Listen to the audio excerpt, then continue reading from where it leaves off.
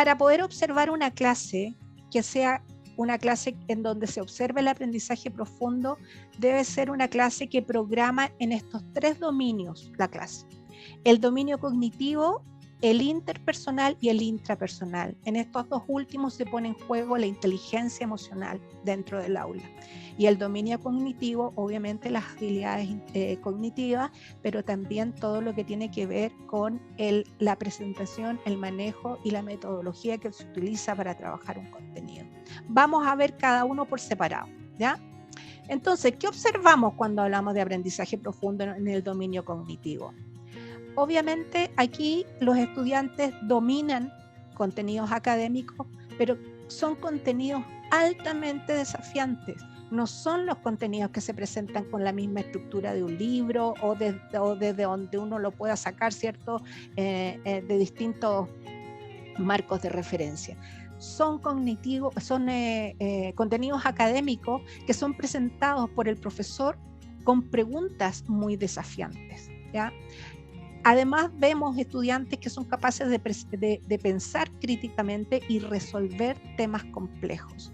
Entonces, ¿qué hacen los estudiantes? Obviamente tienen que hacer conexiones disciplinares para ello y utilizar contenidos que ya se han pasado a nuevas situaciones que le permiten resolver problemas, ¿ya? Y por lo tanto, eso implica interactuar con múltiples operaciones mentales. Ellos tendrían que ser capaces de hacer comparaciones, clasificaciones, trabajar pensamiento inductivo, deductivo, hacer análisis de errores, ¿cierto? Usar el pensamiento crítico, etcétera. O sea, como yo les decía, pensamientos de orden superior. ¿Y qué metodologías son las que podríamos trabajar en aula y que propician este tipo de dominio? Las que ya hemos hablado muchas veces, ¿cierto? La resolución de ejercicios, el estudio de casos, el aprendizaje basado en problemas, basado en proyectos o basado en investigación, aprendizaje cooperativo que nos lleva a caminar a aprendizaje colaborativo, trabajar unidades integradas, aprendizaje de servicio y aprendizaje invertido. Estos preferentemente son metodologías activas que propician este tipo de dominio en el aula, ¿ya? Vamos entonces a ver cómo se puede ver este dominio desde las dimensiones de los contenidos académicos. Estos tienen que ser presentados de manera desafiante y que promuevan el pensamiento crítico. Los focos de observación deberían estar en esas preguntas desafiantes que debería desarrollar el profesor. Y ahí me debo de preguntar yo, ¿las preguntas que yo hago son desafiantes, metacognitivas e interdisciplinarias?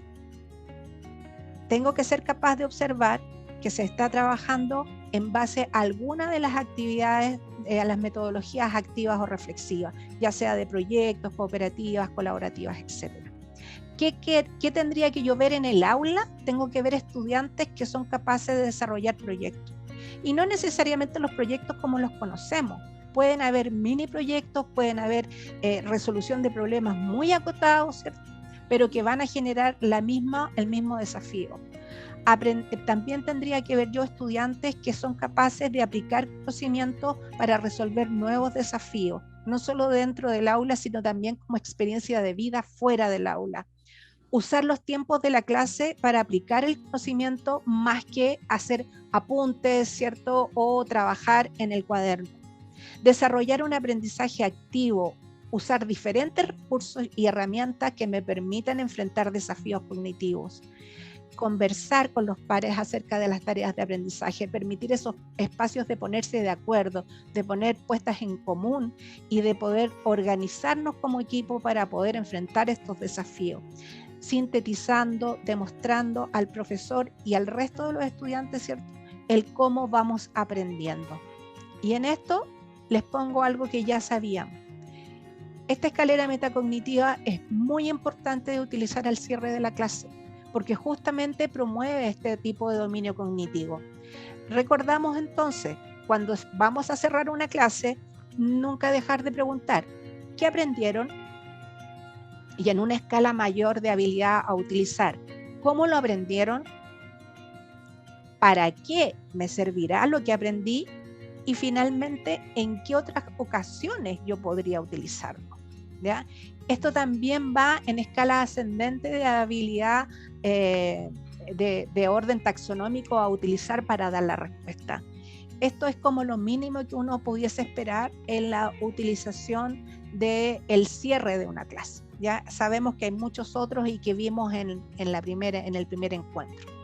¿Cuáles son las preguntas claves para quienes son coordinadores, quienes son líderes dentro de la comunidad educativa y los profesores en torno a este dominio?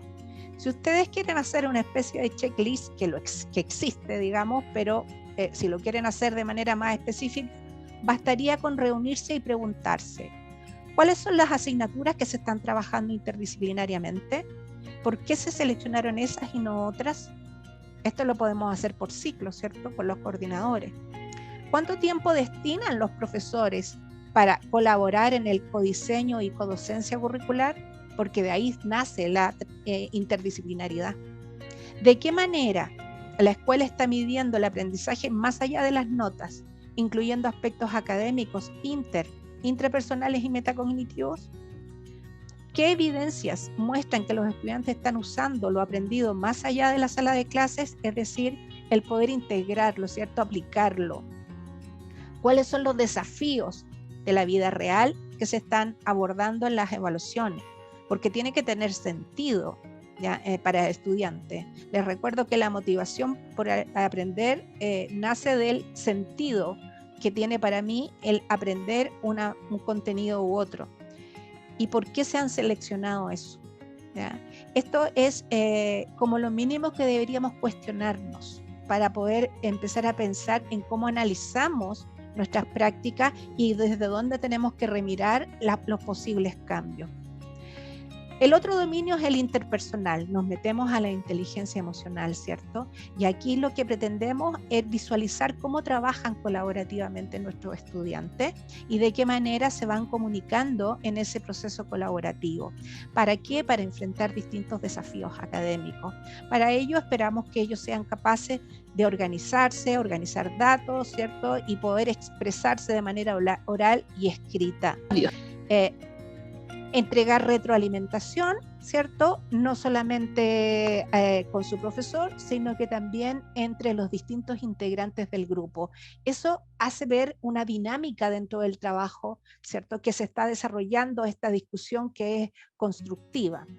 Y está de más decir que las metodologías que ayudan a este dominio interpersonal nuevamente son las mismas que vimos para el dominio cognitivo.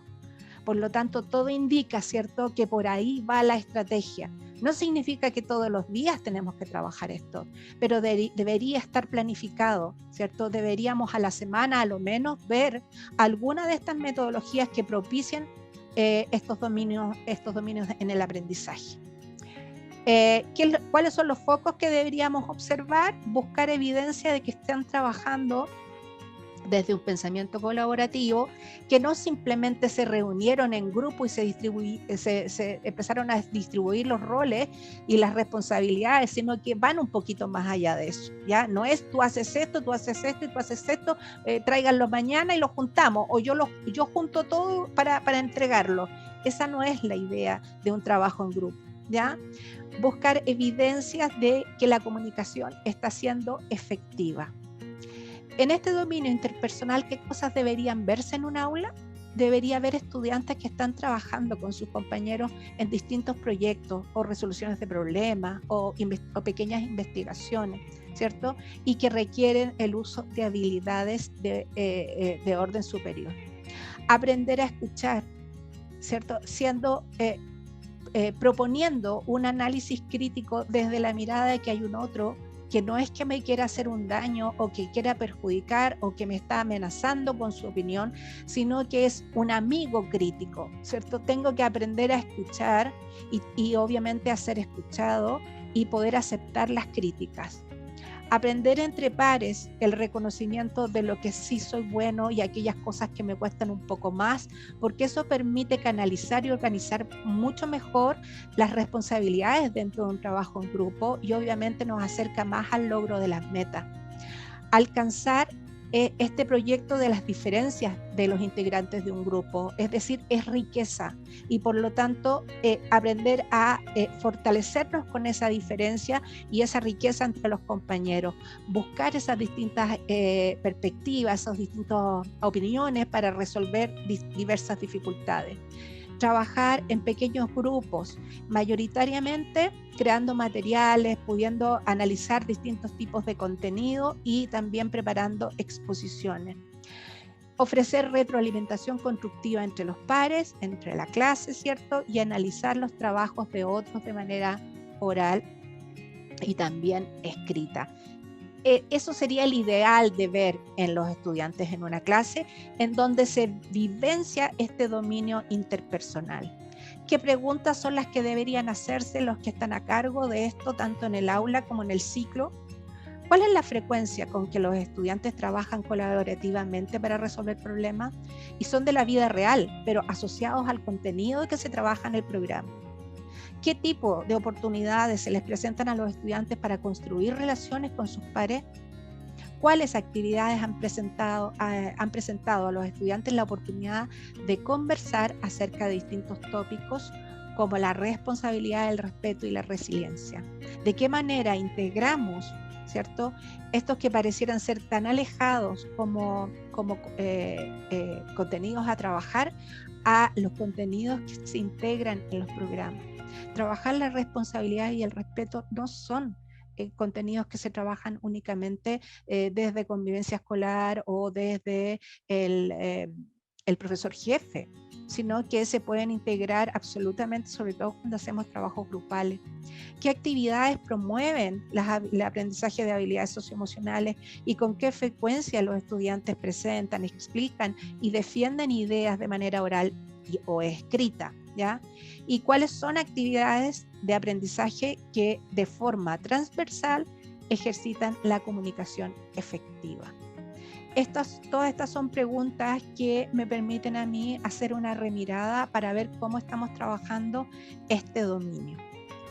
Finalmente, el dominio intrapersonal, que tiene que ver en cómo el estudiante es capaz de aprender a aprender. Cómo se hace cargo, ¿cierto?, desde sus fortalezas y debilidades de poder asumir estos desafíos cognitivos y desarrollar, obviamente, una mentalidad académica positiva que tiene que ver también con el autoestima, con entender que sí va a ser capaz, que no va a ser fácil el camino, pero hay herramientas personales y grupales que me van a ayudar a enfrentar mejor esos desafíos.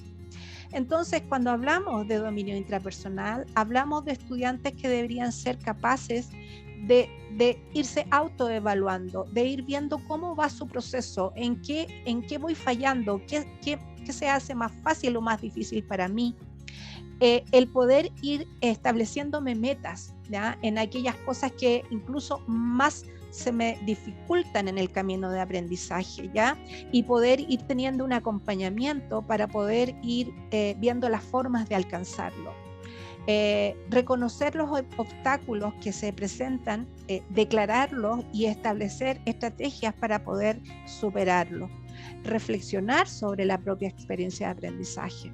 Eso es muy importante, dar esos espacios de ver cómo está aprendiendo, qué sentido tiene para él el aprendizaje, ¿cierto? ¿Qué cosas se les hacen más difíciles o más fáciles? ¿Qué piensa hacer en su vida con lo que aprende? Desarrollar actitudes y creencias positivas como estudiante, como aprendiz, y ser muy perseverantes y tener un compromiso académico, ¿ya? Porque enfrentar un proceso de aprendizaje profundo no es fácil, como yo les decía, y para ellos también se transforma en una dificultad, y porque además no están acostumbrados, ¿ya?, a trabajar con esta autonomía y en estos desafíos metodológicos, como son los que de nuevo les vuelvo a colocar. De nuevo volvemos a ver que si yo trabajo con cualquiera de estas metodologías, apunto al dominio cognitivo, interpersonal e intrapersonal. Por lo tanto, todo indica, ¿cierto?, que tengo que revisar cuál de ellas yo he sido capaz de ir instaurando y cuáles de ellas me han dado resultado o cuáles no, y debería pensar en una forma de poder irlas implementando. ¿Por qué? Porque si hablamos de aprendizaje profundo, hablamos de un trabajo que es coherente y consistente a largo tiempo, en largo tiempo. Es decir, hasta se va a facilitar para ustedes porque los estudiantes van a poder recuperar y reutilizar los conocimientos en aquellos contenidos que ustedes van a ir pasando posteriormente. No es volver atrás, volver atrás, volver atrás. Tal vez es demorarme un poco más, pero ser más efectivo en la forma en que la estoy enseñando. Entonces, ¿qué dimensiones tengo que trabajar? Obviamente, la autonomía en el aprendizaje y la mentalidad académica positiva. Buscar evidencias que los estudiantes se sienten capaces, que creen en sí mismos, ¿cierto? Y que en alguna medida se hacen cargo de su proceso. Y esto implica que el rol del profesor facilita este rol, ¿ya?, de la autonomía. Entonces, ¿qué debo ver en una sala? Debo ver estudiantes que se ven confiados, que son capaces de exponer, de trabajar grupos, de liderar grupos, de ofrecer retroalimentación a sus pares, de dar opiniones, de tener una actitud crítica frente a distintos temas, ¿cierto? De una crítica constructiva, retroalimentar y ser retroalimentado y valorar ese proceso, demostrar mucho apoyo entre los pares. La idea es que unos a otros se vayan apoyando, sobre todo ante la diversidad que pueda haber en un equipo de trabajo. Usar la evaluación y la retroalimentación como parte de un proceso, porque no queremos una evaluación que sea solo de término del proceso para saber cuánto aprendieron. Necesitamos una evaluación que sea de proceso. Estudiantes que estén muy motivados, con esa motivación verdadera que es la intrínseca, o sea, estudio porque quiero, porque me gusta, porque lo entiendo, porque me hace sentido. Desarrollar habilidades para la vida y que tiene que ver también con el cómo me voy proyectando en metas futuras, la toma de decisiones, la organización de mi tiempo, el autoconocimiento, ¿ya? Tener las metas claras a largo y a corto plazo, y por sobre todas las cosas, que en la sala se vea que los estudiantes, si bien es cierto, todos están aprendiendo, todos aprenden en su propio ritmo y en su propio estilo. Y de ahí que la metodología que utilicemos, cualquiera de las activas y reflexivas, son muy importantes, porque abren el espacio para que cada uno aporte desde donde es capaz, no impone un estilo de trabajo, ¿ya? Y eso es tremendamente importante. ¿Qué deberíamos preguntarnos para saber si estamos trabajando en esto? ¿Cómo se procura que los estudiantes definan y monitoreen sus metas regularmente? ¿De qué manera dan este espacio para que ellos hagan una autoevaluación y una coevaluación cuando estamos hablando de trabajos grupales? ¿Cuáles son las evidencias que se establecen que los estudiantes están desarrollando esas ambiciones y sueños más allá de la escuela? ¿De qué manera se dan los espacios de escucha y se vincula aquello que el estudiante pretende, sueña o proyecta con aquello que yo le estoy presentando? Porque si no, se va a alejar un poco del sentido del para qué estoy aprendiendo yo esto. ¿Cómo se promueve que los estudiantes tengan la oportunidad de elegir sus proyectos? ¿Doy la oportunidad, digo qué y doy la posibilidad del cómo? Es decir, ustedes pueden plantear muchos desafíos. A veces, obviamente, hay un tiempo, hay un currículum, hay un programa que nos coarta bastante, pero yo perfectamente puedo pensar en correr algunos plazos. No necesariamente un mini proyecto lo tienen que terminar ya en una semana. Ustedes podrían decir, bueno, esto es, y yo podría estar abarcando varios aprendizajes, ¿cierto? Esto es lo que yo necesito, tienen de plazo 2 semanas y díganme ustedes cómo lo van a trabajar para presentarme este trabajo. Pero yo en ese trabajo estoy incluyendo varios aprendizajes al mismo tiempo y probablemente estoy además articulando varias disciplinas, varios contenidos, ¿ya? Entonces, doy esa oportunidad de que ellos establezcan la forma en que van a desarrollar este aprendizaje. ¿Cómo se retroalimenta a los estudiantes para potenciar que alcancen sus expectativas? Es un acompañamiento de guía, de de cada instancia de aprendizaje, me doy el espacio de no ser yo el que es el centro del trabajo en el aula, sino que es el estudiante, para que yo me pueda liberar y acompañar, recorrer los grupos, preguntar, visualizar las dificultades. Entonces, estas son las preguntas que deberíamos contestar. En resumen, cuando queremos en el aula potenciar el aprendizaje profundo, deberíamos generar un sentido de pertenencia que permita el trabajo productivo y la co-construcción dentro del aula. Ofrecer igualdad de oportunidades. ¿Eso qué significa? Que tengo súper claro que hay una gran variedad de estilos de aprendizaje del aula y por lo tanto la metodología debería apuntar a esa diversidad de estilos. Diseñar clases dinámicas, potenciar los buenos hábitos de pensamiento, gatillar buenas preguntas, ¿cierto? Utilizar esas preguntas como eje de aprendizaje, que sean preguntas que motiven un pensamiento de orden superior, que promuevan el análisis, promuevan la síntesis y también la aplicación. Otorgar tiempos para explorar, ¿ya? Priorizar un aprendizaje útil y significativo, es decir, el estudiante sabe para qué, por qué lo hace, para qué le va a servir. Me preocupé de que ellos encontraran el sentido de lo que van a hacer. Y eso es primero que todo, ¿ya? Flexibilizar el proceso de aprendizaje y permitir ir haciendo cambios en la medida que incluso se establecen propuestas desde los propios estudiantes.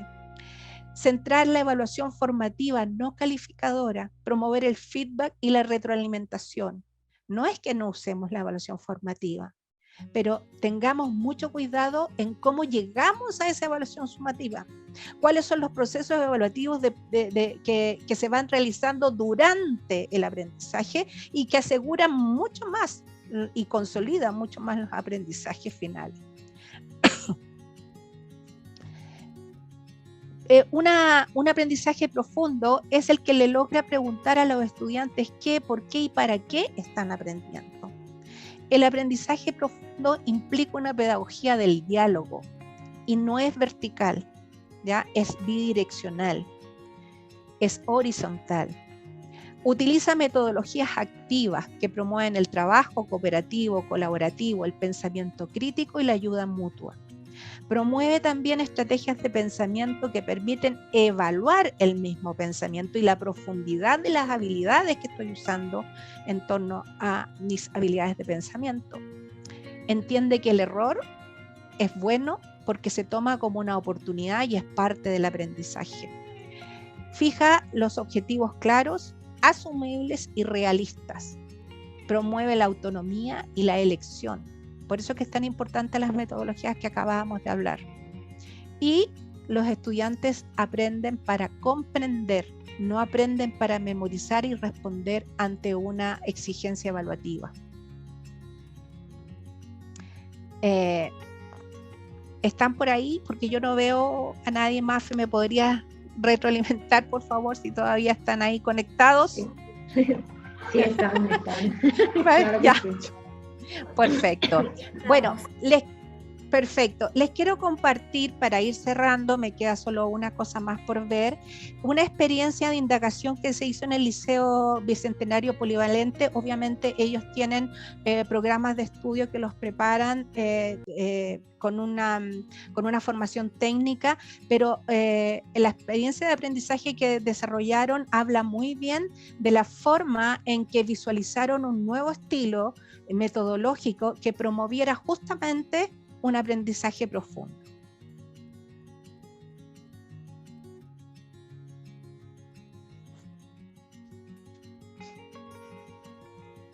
¿Sientes que entre tus estudiantes y la ciencia no existe química?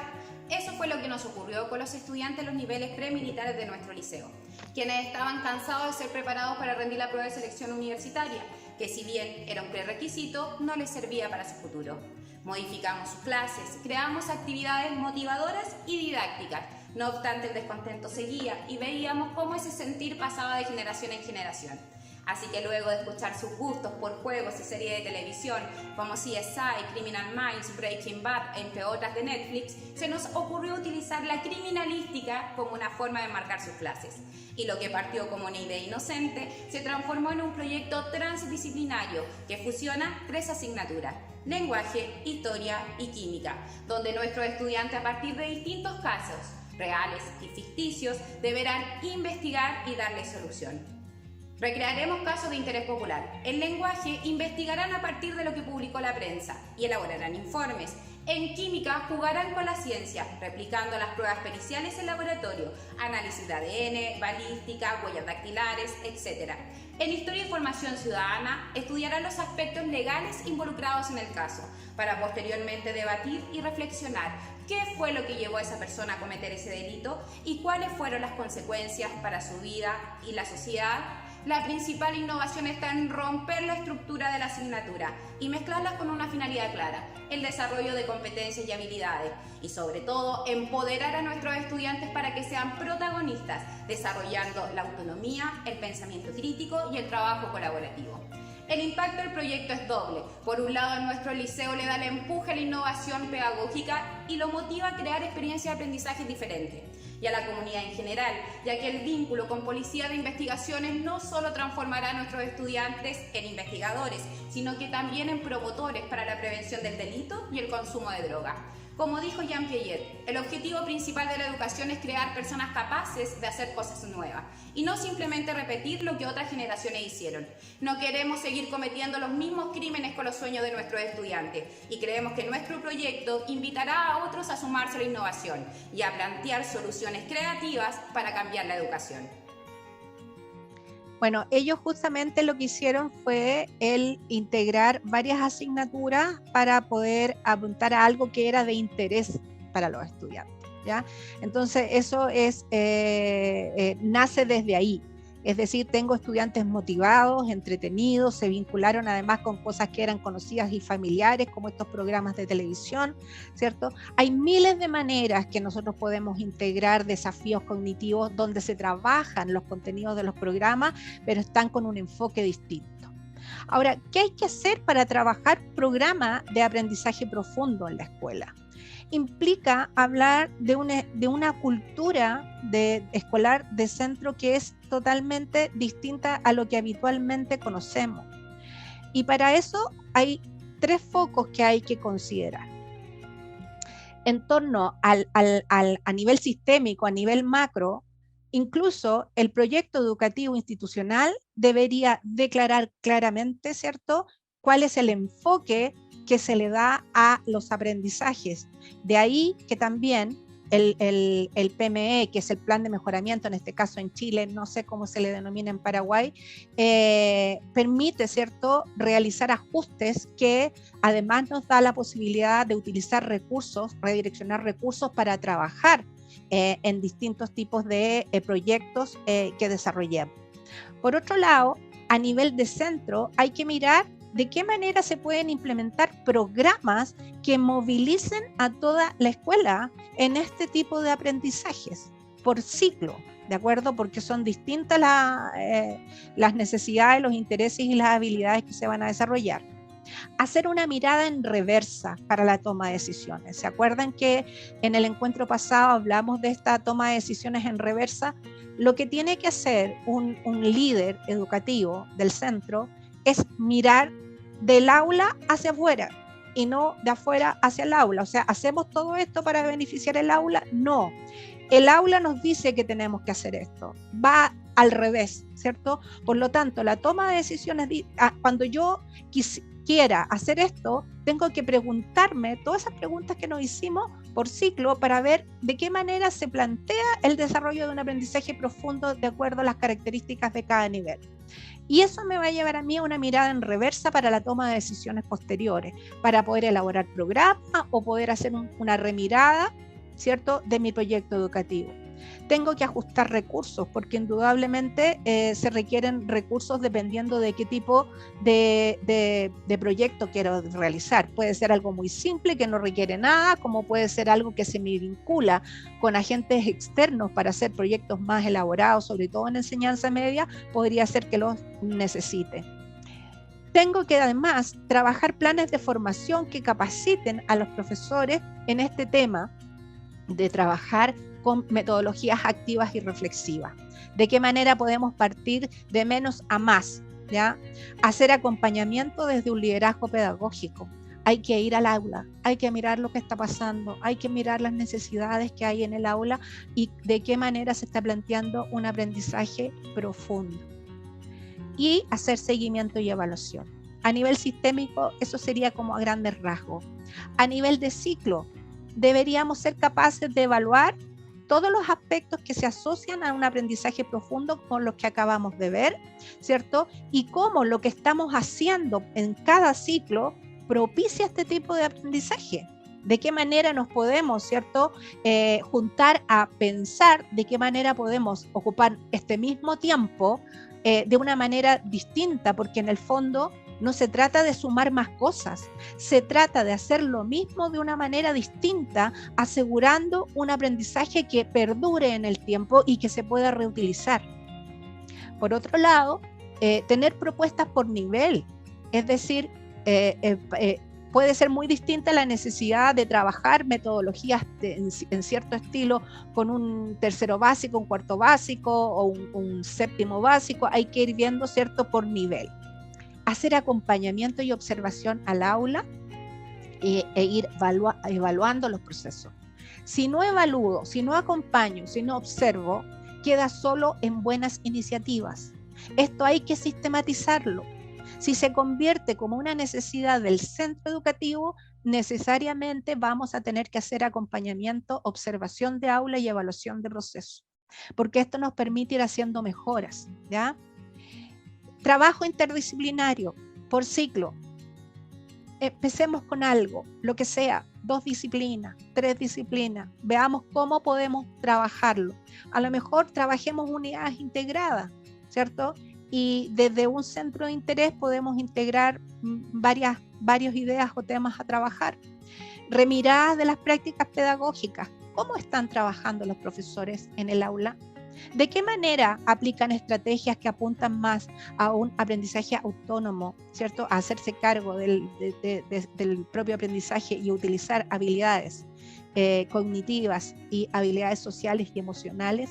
¿De qué manera estamos dando la oportunidad a los estudiantes de ser partícipes de su propio aprendizaje? Toma de decisiones, por ejemplo. Cronograma o itinerario para implementar actividades, también por ciclo. Porque si yo creo en esto y siento que es la forma de ocupar de manera más provechosa el tiempo y de pasar un mismo contenido de una manera distinta, tengo que hacer un cronograma que me permita ir en secuencia trabajando. No llegar y decir, ya vamos a trabajar método de proyecto, todos métodos de proyecto. Eso es una locura, ¿ya? Hay que pensar de ir dando paso a paso, de menos a más, pero asegurarnos que todos estamos haciendo algo. Es como cuando aplicamos las estrategias cooperativas. No apliquemos todos los días una estrategia cooperativa distinta. Implementemos de a una por mes, sistematicemos, y cuando los estudiantes ya se acostumbran a trabajar con esa estrategia, vamos con otra, ¿ya? Esto es a largo plazo, no lo vamos a lograr en un mes, menos todavía si es un desafío a nivel escuela. Y finalmente, si nos metemos dentro del aula, aquí obviamente que implica que cada uno de ustedes haga una remirada de sus prácticas educativas. ¿Cómo estoy yo presentando mis contenidos? ¿De qué manera estoy otorgando estas oportunidades?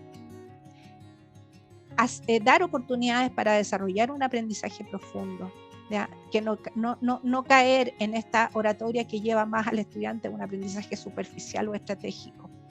Intencionar el trabajo de las dimensiones cognitivas intrapersonal e interpersonal, porque ahí estoy combinando las inteligencias, ¿ya? Es súper importante el tener en cuenta esto. Como yo lo haga a través de qué estrategia, la forma del paso del contenido, el sentido de realidad y significación que pueda tener el contenido, va a marcar una diferencia en esto. Utilizar rutinas de pensamiento y organizadores gráficos. Ordenar el pensamiento, permitirle al estudiante que visibilice su pensamiento durante la clase. Puede usar rutinas al inicio, durante el proceso y al final del proceso. Enseñemos y permitamos a los estudiantes a acostumbrarse a tomar apuntes a través de organizadores gráficos. Es muy importante esto cuando queremos usar ciertos procesos de análisis, de síntesis o hacer comparaciones, por ejemplo. Hay rutinas que son de comparación, de contraste y comparación. Bueno, usemos rutinas. Hay miles, están hechas, ni siquiera las tenemos que elaborar. Hay libros de rutinas de pensamiento, hay libros de organizadores gráficos que están incluso distribuidos por tipo de habilidad que queremos desarrollar y en qué momento de la clase lo queremos usar. O sea, tenemos esos recursos a disposición, por lo tanto tenemos que usarlos y enseñar a usarlos. Incluir la co- y la autoevaluación en la evaluación de la clase, en actividades, y nunca olvidar que tiene que ser de proceso, ¿ya? Obviamente, perdón, nos van a llevar a actividades sumativas, pero tiene que haber evaluación de proceso. Trabajar metodologías activas y reflexivas, como las que vimos que se repetían en todos los dominios. O sea, si trabajamos cualquiera de ellas, vamos a estar trabajando los 3 dominios. Remirar el rol que estamos desempeñando y la oportunidad que le damos al estudiante a desempeñar un rol que es autónomo y haciéndose cargo de su proceso de aprendizaje. Integremos disciplina, integremos habilidades, veamos la forma en que podemos hacer esta bajada del currículum para que tenga sentido dentro del aula y además sea motivador para el que lo aprende, ¿ya? Reorganizar los tiempos. Yo les acabo de decir, es muy importante que no pensemos que esto se tiene que terminar ya en una clase o en 2 clases. Dependiendo de lo que yo me proponga, puedo dar los plazos para que en la misma medida en que yo voy trabajando otros contenidos, ellos están desarrollando un proyecto que también tiene incluido otras habilidades que incluso involucra otros contenidos y además una mirada interdisciplinaria. Entonces, ¿de qué manera voy organizando esos tiempos para dar los plazos que permitan a ellos responder bien, que no se sientan muy complicados para responder en los plazos que ustedes les ponen? Y acompañar y retroalimentar en manera constante.